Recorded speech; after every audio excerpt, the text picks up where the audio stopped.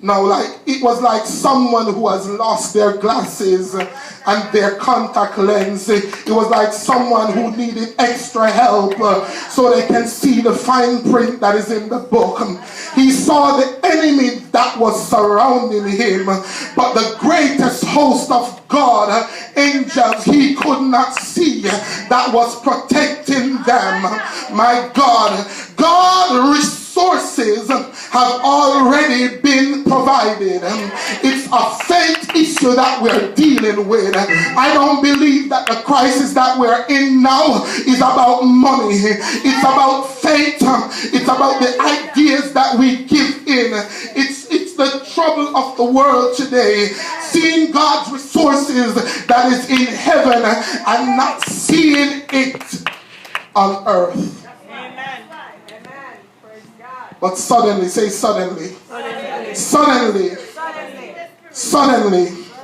the servant experienced something. He experienced that the battle belonged to the Lord. He got to understand that there were ample resources already being supplied for his crisis. In the midst of his struggle, yes, I am walking through the valley of my shadows of death, but I'm going to begin to fear no evil because I got God on my side.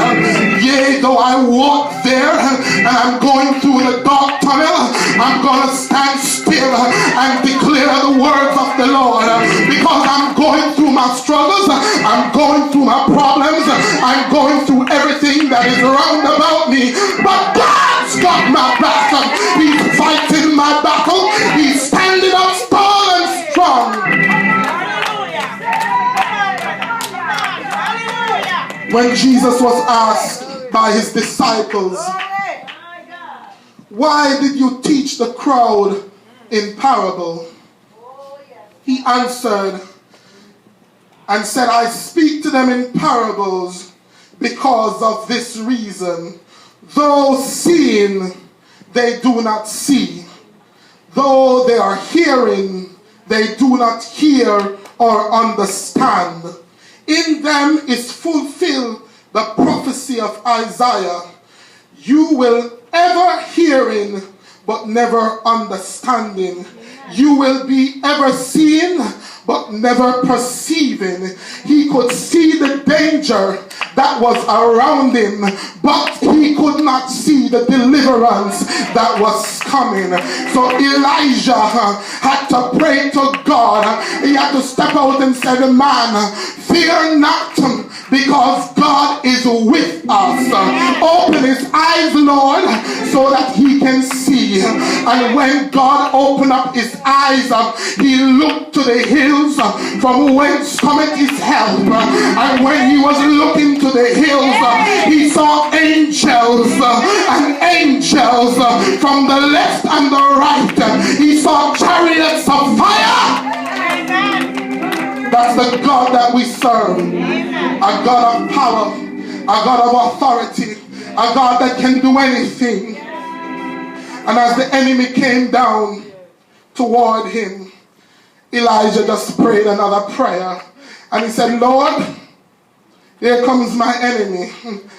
They want to feed upon my flesh. But before they feed on my flesh, they're going to stumble and they're going to fall. So Lord, I want you to close their eyes so they cannot see what they're here for. So God stroked them with blindness. And here comes the part now. Elisha said, I know who you're looking for. I know where the man is. And Elisha took them. Oh my God, blind people, a whole crowd of them walking down behind Elisha. Didn't even know that was the man that they were coming after. And Elisha walked with them down into the city of Samaria.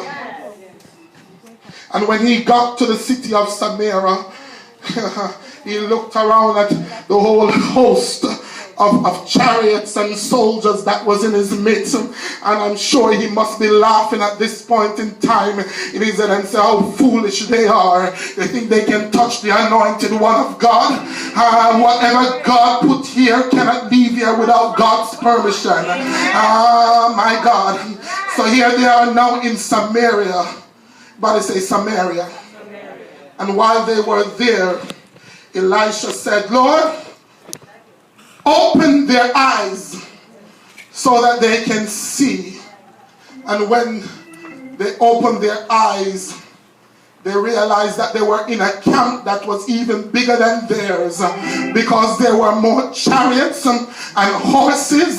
There were more bowslingers and gunmen that were standing around in Samaria just waiting for them to try something. Why don't you touch a button? And the king came out and he said, Elisha, my father, my brother, my friend, what do you want me to do with these people? That's how powerful God is. God will place certain people in your situation and in your corner, so that when the enemy comes up on you like a flood, my God, they will just flee from you, because you have the necessary resources that you need to do your work. Somebody give the Lord a praise. Hallelujah. And when the king of Israel in Samaria said, let me kill them, Elisha said, no, why would you do such a thing? You have a greater power that is on your side. They're here and they're under your control. My God, the Lord just prepared a table before me in the very presence of my enemies. And then he's going to anoint my head with oil, and my cup